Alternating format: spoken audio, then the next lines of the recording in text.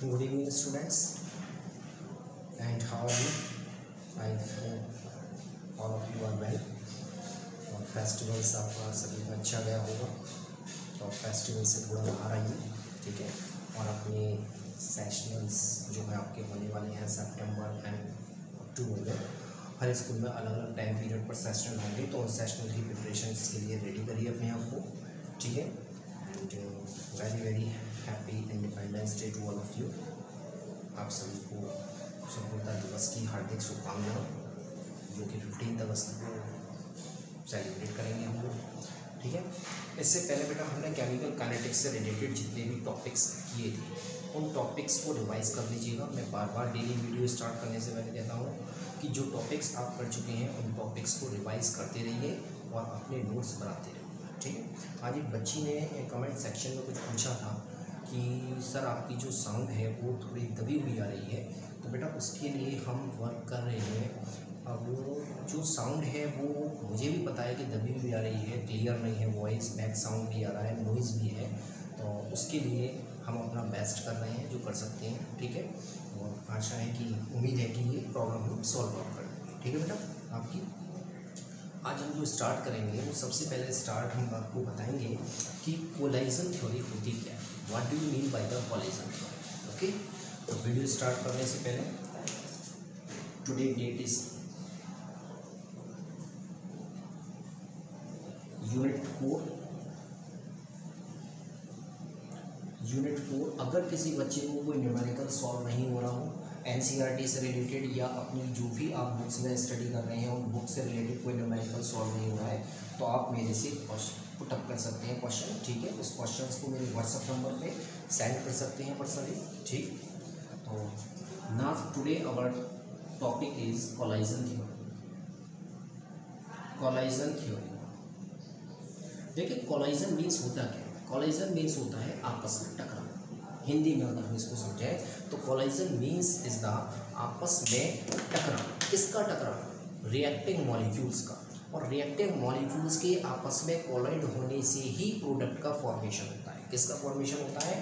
Product का। तो when reactant molecules collide, जब रिएक्टेंट मॉलिक्यूल्स कोलाइड करते हैं तो उन्हीं की कोलाइजन से फॉर्मेशन होता है प्रोडक्ट का। इट मीन्स रिएक्टेंट से प्रोडक्ट फॉर्मेशन के बीच इन दोनों को आपस में कनेक्ट करने का वर्क कौन कर रहा है? Collision. It means reacting molecules जब तक आपस में कोलाइड नहीं करेंगे प्रोडक्ट फॉर्मेशन नहीं होगा। तो कोलाइजन थ्योरी में आज हम यही स्टडी करेंगे कि कोलाइजन का क्या इफेक्ट होता है प्रोडक्ट फॉर्मेशंस पर, ठीक है। किस तरीके से रिएक्टेंट से प्रोडक्ट फॉर्म होते हैं, ठीक है। तो आप इस हेडिंग्स को नोट करिए कोलाइजन थ्योरी को, और बहुत इंटरेस्टिंग है, समझने का है। और मेरा सजेशन ये है कि आप मेरी लैंग्वेज को सिर्फ समझिए और अपनी लैंग्वेज में अपने नोट्स अपने आप प्रिपेयर करिए, ठीक है। समझना आपका काम है, नोट्स प्रिपेयर करना आपका काम है, समझाना हमारा काम है, ठीक है। तो today topic is collision theory.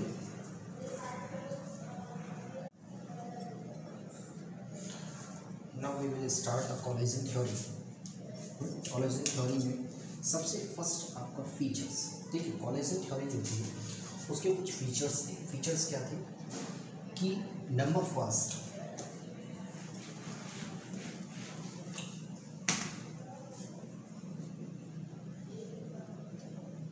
Features of collision theory. Collision theory के फीचर्स, नंबर फर्स्ट, सबसे फर्स्ट फीचर ये है कि when the reacting molecules collide to each other then they convert या they help in the formation of the product. जब reactant molecules आपस में collide करती हैं, टकराती हैं, तो उनके टकराने से, एनकाउंटर से किसका फॉर्मेशन होगा? प्रोडक्ट फॉर्मेशन होगा। It means reacting species when reactants collide, when reactant collide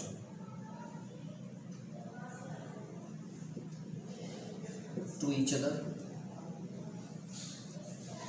then product form. सबसे पहले तो इस थ्योरी का यही फीचर्स है कि when the reacting molecules collide to each other then product form. जब रिएक्टिंग स्पीसीज आपस में कोलाइड करती हैं, टकराती हैं, तो उनके टकराने से ही प्रोडक्ट फॉर्मेशन होता है। ठीक है। सेकंड फीचर्स ये है कि रिएक्टिंग स्पीसीज आपस में कोलाइड कर रही हैं, तो ये कंपलसरी नहीं है कि all collision of the reacting species are may be effective, कि जो रिएक्टिंग स्पीसीज आपस में टकरा रही हैं वो सभी कोलाइजन इफेक्टिव हों। कहने का मतलब ये है कि अगर 100 रिएक्टिंग स्पीसीज आपस में कोलाइड कर रही हैं तो may be 80%, may be 70%, may be 60% जो कोलाइजन हैं वो आपके इफेक्टिव हों। इट मीन्स केवल 80, 70 और 60% कोलाइजन जो है रिएक्टिंग स्पीसीज के इफेक्टिव हों। इट मीन्स केवल उन्हीं कोलाइजन से आपका प्रोडक्ट फॉर्मेशन होगा। रिमेनिंग जो कोलाइजन है, रिमेनिंग रिएक्टिंग मॉलिक्यूल जो आपस में कोलाइड कर रहे हैं, उनका कोलाइजन इफेक्टिव नहीं है। इट मीन्स उससे प्रोडक्ट फॉर्मेशन नहीं होगा। तो सेकेंड फीचर्स ये है, it is not compulsory, it is not compulsory that all collision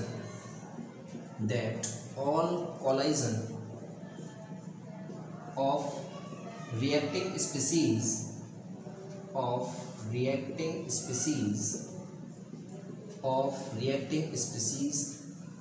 या may be effective।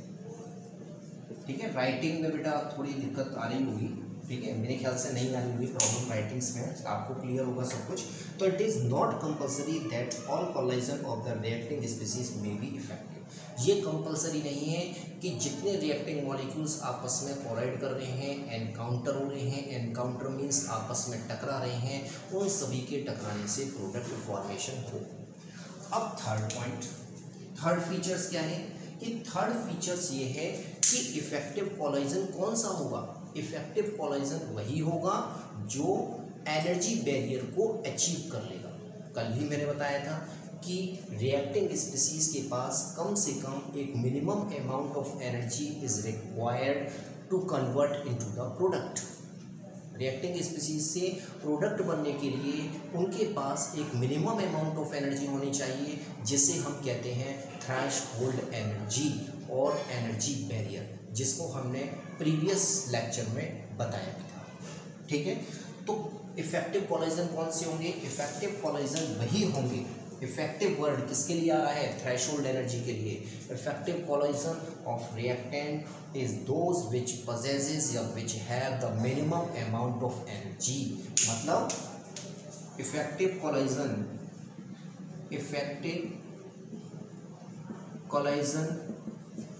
Of reacting species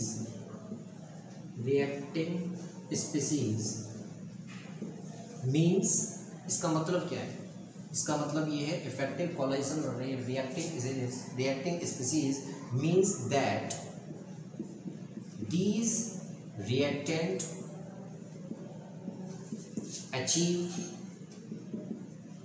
ये जो रिएक्टेंट्स हैं जो आपस में कोलाइजन कर रहे हैं, कोलाइड कर रहे हैं, कौन से वाले? केवल इफेक्टिव वाले, सारे रिएक्टिंग नहीं, केवल जिनका कोलाइजन इफेक्टिव है। तो effective collision of reacting species means these reactant achieve the threshold energy.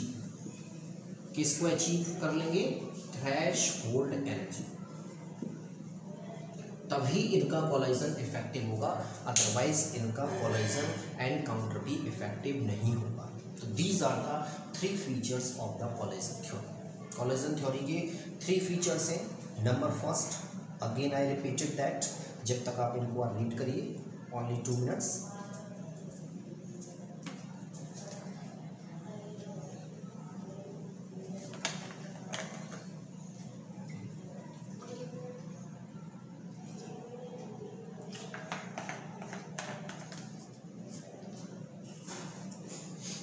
Effective collision, तो collision theory first features, when reactants collide to each other. Collide के प्लेस पर हम एनकाउंटर वर्ड भी यूज़ कर सकते हैं।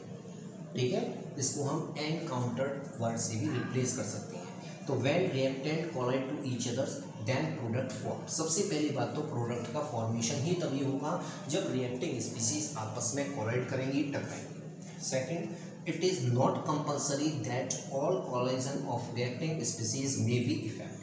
ये कंपल्सरी नहीं है कि जितनी रिएक्टिंग स्पीसीज आपस में कोलाइड कर रही हैं उन सभी की कोलाइजन से प्रोडक्ट फॉर्मेशन हो। इट मीन्स सपोज करिए अगर 100 रिएक्टिंग स्पीसीज आपस में कोलाइड कर रही हैं तो कंपल्सरी नहीं है कि 100 प्रोडक्ट फॉर्मेशन हो। 100% अगर रिएक्टिंग स्पीसीज कोलाइड कर रही हैं तो 100% प्रोडक्ट फॉर्मेशन हो, दिस इज नॉट कंपल्सरी। क्यों? क्योंकि कल हमने बताया था कि रिएक्टिंग स्पीसीज के पास कम से कम एक मिनिमम अमाउंट ऑफ एनर्जी होनी चाहिए जिससे वो प्रोडक्ट फॉर्म कर सकें। अगर वो एनर्जी नहीं है तो इट मीन्स रिएक्टिंग स्पीसीज कितनी भी बार कोलाइड कर लें उनके एनकाउंटर से प्रोडक्ट फॉर्मेशन नहीं होगा। जैसे हमें वर्क करने के लिए एनर्जी चाहिए, जब हमारे पास मिनिमम एनर्जी नहीं होगी वर्क करने की तो हम उस वर्क को नहीं कर सकते। इसी तरीके से third point, the effective collision of reacting species. इसका मतलब क्या है? इसका मतलब ये है कि these reacting achieve the threshold energy level. ये जो रिएक्टेंट हैं वो थ्रेशोल्ड एनर्जी लेवल को अचीव कर चुके हैं, तभी इनका कोलाइजन इफेक्टिव हो रहा है। ये जो रिएक्टिंग स्पीसीज हैं वो reacting species threshold energy level को अचीव कर सकी हैं या उनसे ज़्यादा एनर्जी उनके पास है जिससे प्रोडक्ट फॉर्मेशन हो रहा है। ठीक है, these are the 3 features of the collision theory. इनको रीड करिए, ठीक है, स्क्रीनशॉट ले लीजिए। थ्रेशोल्ड एनर्जी मैंने आपको बताया, minimum amount of energy which is possessed होनी चाहिए किसके पास? रिएक्टिंग स्पीसीज के पास, to convert into the product में कन्वर्ट होने के लिए। ठीक है, नाउ अब इफेक्टिव कोलाइजन, ये जो इफेक्टिव वर्ड है ना, इफेक्टिव कोलाइजन 2 चीज़ों पर डिपेंड करता है। कौन कौन से? अगर ये जो मैंने वाइट लिखा है ना, इसी को आप अपने नोट्स में एज इट नोट कर लीजिएगा, आपको कोई भी इसमें चेंज करने की जरूरत नहीं है, this is sufficient. Second, effective collision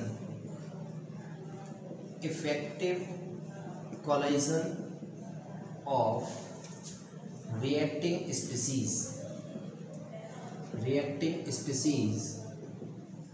effective collision of reacting species का जो कोलाइजन है वो इफेक्टिव कब होगा? The effective collision reacting species followed या depend upon 2 factor, depend upon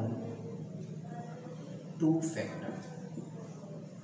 ठीक है, मेरा यहाँ पर मोटिव है आपके सारे डाउट्स पॉइंट्स को क्लियर करना। ठीक है, नोट्स भी प्रिपेयर करना, एज इट जैसा मैं लिख रहा हूँ आप अपनी नोटबुक में कॉपी पेस्ट कर सकते हैं। ठीक है, effective collision of reacting species depend on 2 factor. 2 factors पर डिपेंड करता है effective collision. Number first, energy barrier. इसको मैंने अभी बिल्कुल जस्ट डिस्कस भी किया है, also known as threshold energy, तो एनर्जी बैरियर मतलब रिएक्टिंग स्पीसीज शुड हैव या शुड पजेस या should achieve the level of threshold energy. Reacting species के पास एक मिनिमम अमाउंट ऑफ एनर्जी होनी चाहिए जिससे वो थ्रेशोल्ड एनर्जी बैरियर को अचीव कर सके। ठीक है, तो इसमें हम क्या लिखेंगे? The reactants should have a minimum energy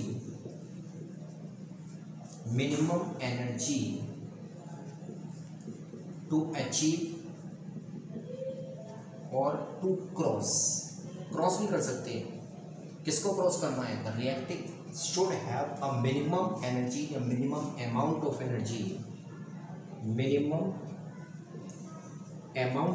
energy to achieve और to cross। किसको क्रॉस करना है? द एनर्जी बैरियर, जिससे वो एनर्जी बैरियर को क्रॉस कर सके। और उस एनर्जी को हम क्या कहते हैं, थ्रेशोल्ड एनर्जी। तो the reactant should have a minimum amount of energy to achieve और to cross the energy barrier. Energy barrier को वो क्रॉस कर सकें, मतलब थ्रेशोल्ड एनर्जी को वो क्रॉस कर सकें। ठीक है, तो इफेक्टिव कोलाइजन दो फैक्टर पर डिपेंड करेगा। नंबर फर्स्ट, एनर्जी बैरियर पर, जिसे हम थ्रेशोल्ड एनर्जी भी कहते हैं।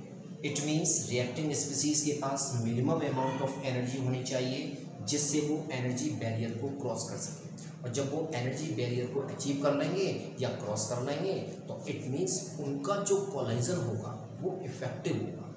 That is their collision will be effective.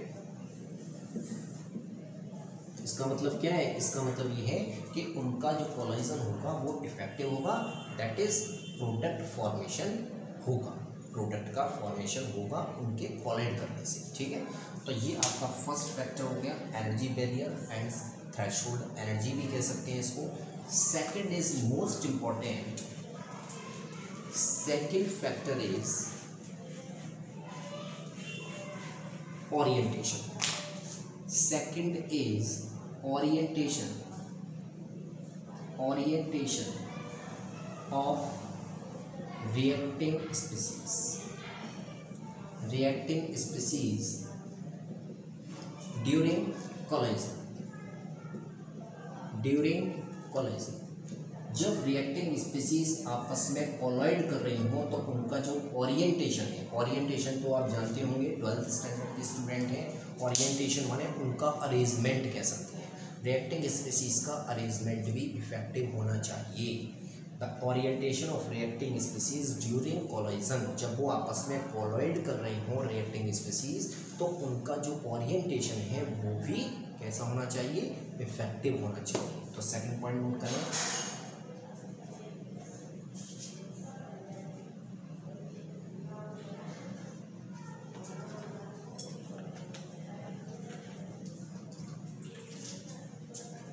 Second is the orientation of reacting species during collision. जब रिएक्टिंग स्पीसीज आपस में कोलाइड कर रही हैं, टकरा रही हैं, तो इट मीन्स उनका जो ओरिएंटेशन है वो आपका इफेक्टिव होना चाहिए। अब देखिए, अब मैं इसको समझाता हूँ। यहाँ पर आपके पास ये मिथाइल ब्रोमाइड है, ठीक है, इसकी हम स्ट्रक्चर अभी बनाएंगे, ओपन स्ट्रक्चर CH3Br, ठीक, plus this is a nucleophile,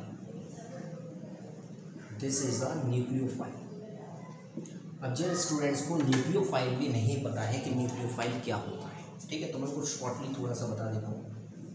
this is the nucleophile, ठीक है। अब इसकी अगर हम ओपन स्ट्रक्चर बनाएं तो ओपन स्ट्रक्चर ये होगी इसकी। This is the open structure of methyl bromide plus hydroxyl OH negative. Nucleophile होते हैं इलेक्ट्रॉन रिच स्पीसीज और the species which carry the negative charge. जिन स्पीसीज पर, जिन आयंस पर नेगेटिव चार्ज होता है, इलेक्ट्रॉन रिच स्पीसीज होती है। और also also say that possesses the lone pair electron, जिन पर लोन पेयर इलेक्ट्रॉन होते हैं उन्हें हम कहते हैं न्यूक्लियोफाइल। तो ब्रोमाइड पर भी नेगेटिव चार्ज है और न्यूक्लियोफाइल पर भी नेगेटिव चार्ज है। अगर ये न्यूक्लियोफाइल इस पर इन फ्रंट सामने से अगर अटैक करेगा तो क्या ये अटैक पॉसिबल है? नहीं। क्यों? क्योंकि this also carry negative charge और this also carry negative charge, और नेगेटिव नेगेटिव एक दूसरे को क्या करते हैं, रिपल्स करते हैं। जब रिपल्स करते हैं तो इट मीन्स नो रिएक्शन, कोई भी रिएक्शन नहीं होगी। क्यों नहीं होगी? क्योंकि ये न्यूक्लियोफाइल इन फ्रंट से अटैक नहीं कर सकता। इन फ्रंट माने सामने से अटैक नहीं कर सकता। क्यों नहीं कर सकता? Because both have negative charge and negative negative repels to each other. It means no product formation, कोई भी प्रोडक्ट फॉर्मेशन नहीं होगा। तो ये ओरिएंटेशन समझ में, सामने से अटैक नहीं कर सकता। बट अगर हम इस ओरिएंटेशन को चेंज कर दें, चेंज क्या कर दें, CH Br and this is the hydroxyl ion OH negative nucleophile.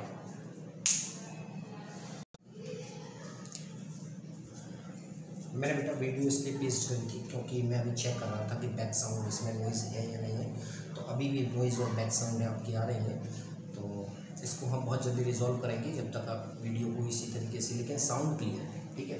Sound जो है पहले से अच्छी है और मतलब वो दबी हुई नहीं है, ये कह सकते हैं, ठीक है। तो यहाँ पर अगर हम इस हाइड्रोक्सिल आयन के ओरिएंटेशन मतलब अटैक करने के अरेंजमेंट को ही चेंज कर दें, मतलब this nucleophile now attack on the carbon atom from the back side.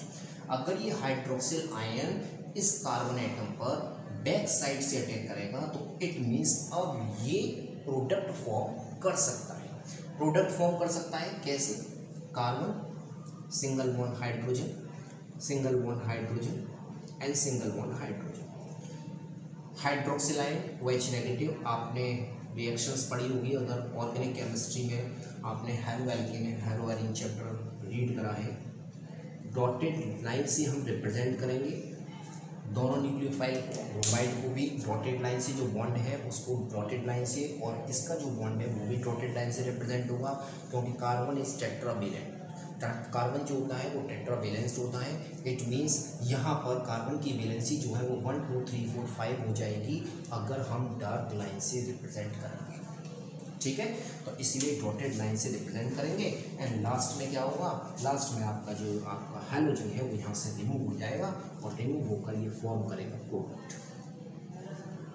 It means product form हो जाएगा, प्रोडक्ट फॉर्म।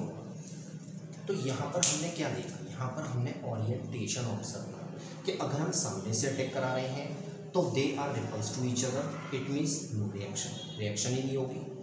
बट अगर इसी हाइड्रोक्सिल आयन को हम बैक साइड से कार्बन पर अटैक करा रहे हैं, अरेंजमेंट अगर इसका चेंज कर रहे हैं अटैक करने का, तो इट मीन्स क्या होगा? प्रोडक्ट फॉर्मेशन होगा। तो यही चीज़ आपको समझनी है कि जो रिएक्टिंग स्पीसीज का ओरिएंटेशन है वो प्रोडक्ट फॉर्मेशन में एक इम्पॉर्टेंट रोल प्ले करता है, ठीक है।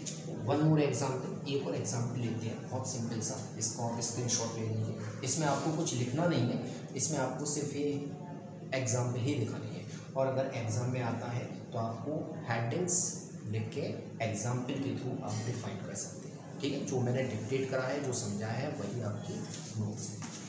नेक्स्ट सेकंड, एक और एग्जाम्पल इसमें लेते हैं, one more example. Now let two reacting species A and B, दो रिएक्टिंग स्पीसीज हैं आपके पास ए एंड बी, ठीक है। अब आपको ये भी पता होना चाहिए कि रिएक्टेंट से जब प्रोडक्ट फॉर्मेशन होता है तो ओल्ड बॉन्ड ब्रेक होते हैं। ओल्ड मीन्स जो पुराने बॉन्ड हैं रिएक्टिंग स्पीसीज के बीच वो ब्रेक होंगे और न्यू बॉन्ड फॉर्मेशन होगा, होगा नहीं होगा? पुराने बॉन्ड ब्रेक होंगे और नए बॉन्ड फॉर्म होंगे। तो देखिए हम कैसे, अगर हम ये आपके पास ए और ए दो रिएक्टिंग स्पीसीज हैं और वो बी एंड बी दो रिएक्टिंग अदर स्पीसीज के साथ कोलाइड कर रहे हैं। कोलाइड मीन्स आपस में टकरा रहे हैं। तो अब इनके आपस में टकराएंगे तो ए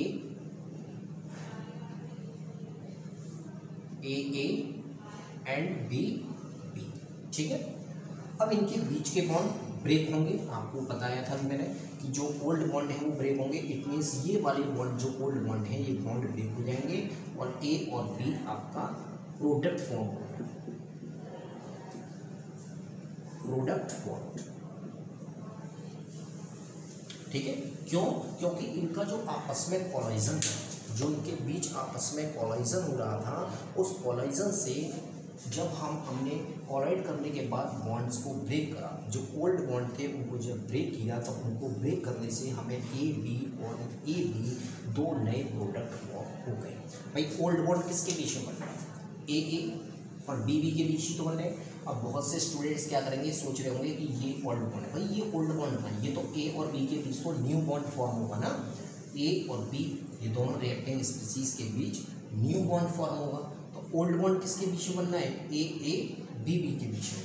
तो ये ओल्ड बॉन्ड ब्रेक हो जाएंगे और न्यू बॉन्ड फॉर्मेशन से आपका प्रोडक्ट फॉर्म हो जाएगा। ठीक, अगर हम तो it means it is a effective collagen. ये जो कोलाजन है वो आपका इफेक्टिव है, ठीक है, क्योंकि इससे प्रोडक्ट फॉर्मेशन पूरा है। सेकंड, अगर हम इन्हीं रिएक्टिंग स्पीसीज को अब किसी दूसरे मेथड से कोलाइड कराते हैं, किसी दूसरे अरेंजमेंट से कोलाइड कराते हैं, it means AA plus B, this is the reacting species. Now they collide, आपस में जब कोलाइड करेंगे तो A और B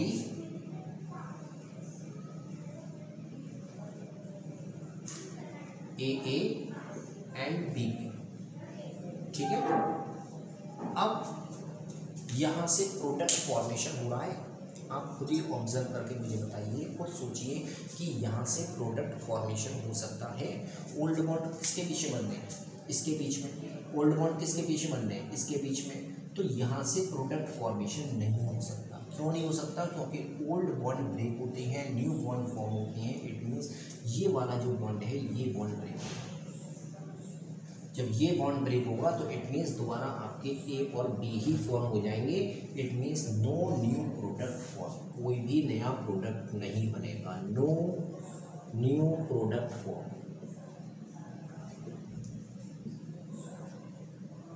कोई भी नई रिएक्टिंग नया प्रोडक्ट फॉर्म नहीं होगा। तो बॉन्ड कौन सा ब्रेक हो रहा है? ए बी के बीच का। भाई ये तो बॉन्ड ब्रेक करेंगे और कौन सा बॉन्ड ब्रेक करेंगे, ठीक है। अब यहाँ पर देखिए ए और बी आपस में कोलाइड कर रहे थे, ए बी, तो हमने ओल्ड बॉन्ड ब्रेक कर दिए, न्यू प्रोडक्ट फॉर्म हो गया। यहाँ पर भी हमने A and B reacting species आपस में कोलाइड कर रही हैं और उनके आपस में कोलाइड करने से इफेक्टिव कोलाइजन नहीं हो रहा, क्योंकि जब हम उनको ब्रेक कर रहे हैं, बॉन्ड ब्रेक कर रहे हैं, तो ए एंड बी यही रिएक्टिंग स्पीसीज हमें दोबारा रीगेन हो रही है, मिल रही है। इट मीन्स नया प्रोडक्ट नहीं बनना। जब नया प्रोडक्ट नहीं बनना तो it means that collision it's not effective. ये कोलाइजन आपका इफेक्टिव नहीं है, ठीक है। तो आई होप आपको समझ में आ गई होंगे दोनों factors. Number first is the energy barrier and second one is the orientation of reacting species. जो रिएक्टिंग स्पीसीज हैं वो आपस में किस मेथड से कोलाइड कर रही हैं, टकरा रही हैं, वो, और सेकेंड एनर्जी बैरियर, ठीक है। तो ये दोनों कॉन्सेप्ट आपके क्लियर होने चाहिए। कोलाजन थ्योरी 90% इम्पोर्टेंट है, इससे रिलेटेड एक क्वेश्चन एग्जाम में जरूर आता है, ठीक है बेटा। नेक्स्ट अब हम स्टार्ट करते हैं आपका। अगर इसमें कोई डाउट हो, कुछ पूछना हो तो आप कमेंट सेक्शन में पूछ सकते हैं। अब हम देते हैं now the exothermic. Next heading is the explanation.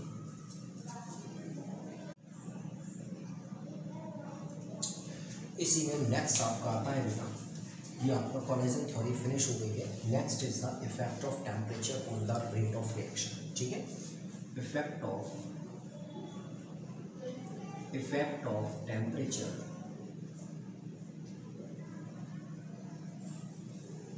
On rate of reaction. तो इसको मैंने शॉर्ट से आर से ही रिप्रेजेंट कर दिया है। आप स्टार्टिंग से वीडियो ऑब्जर्व कर रहे हैं तो आपको पता होगा कि R refer to the rate of reaction. तो effect of temperature on the R means rate of reaction. जो स्टूडेंट्स आज फर्स्ट टाइम देख रहे हैं उनके लिए मैं लिंक शो कर देता हूँ यहाँ पर। R represent the rate of reaction. अब आप खुद सोचिए कि आपको पता है, ये जनरल सी बात है कि जब हम टेम्परेचर इंक्रीज करते हैं तो rate of reaction obviously increase हो जाता है। ऐसा क्या होता है? तो यहाँ पर हम एक ग्राफ प्लॉट करेंगे किसके बीच? between the temperature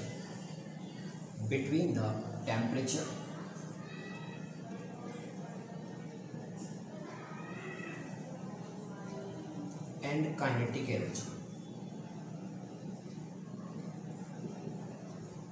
kinetic energy, of reactants molecules, reactant molecules। तो अगर हम टेम्परेचर इंक्रीज कर रहे हैं, ठीक है, तो यहाँ पर मैं एक कर्व बना रहा हूँ, ठीक है, आप इसको ध्यान से ऑब्जर्व करें।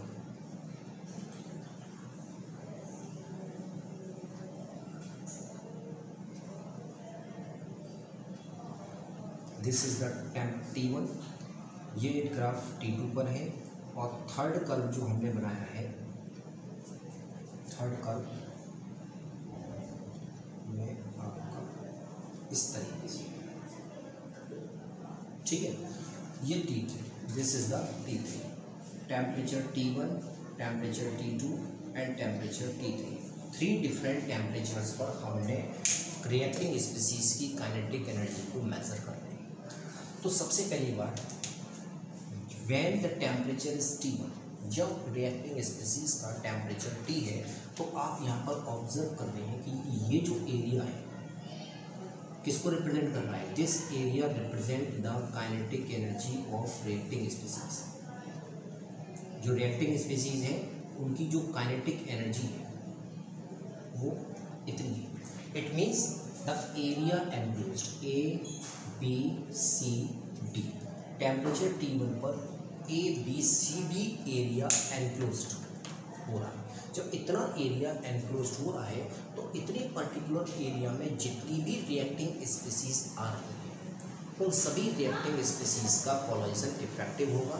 क्यों? क्योंकि उनकी काइनेटिक एनर्जी बढ़ेगी। जब काइनेटिक एनर्जी बढ़ेगी तो काइनेटिक एनर्जी बढ़ने से इफेक्टिव कोलाइजन ज़्यादा होगा, और जब इफेक्टिव कोलाइजन रेट बढ़ेगा तो it means rate of reaction भी आपका इंक्रीज होगा। दोबारा समझ लें, अगेन रिपीटेड, बहुत शॉर्ट टर्म में आप समझिए कि when we increase the temperature, जब हम टेम्परेचर इंक्रीज कर रहे हैं तो kinetic energy of the reacting molecules increase, kinetic energy increase होगी। जब काइनेटिक एनर्जी इंक्रीज होगी तो it mean fraction of reacting molecules, fraction मतलब जो टोटल नंबर्स है किसका? रिएक्टिंग स्पीसीज का आपस में कोलाइड होने की जो टोटल नंबर्स हैं वो भी क्या होगी? बढ़ेंगी। Fraction of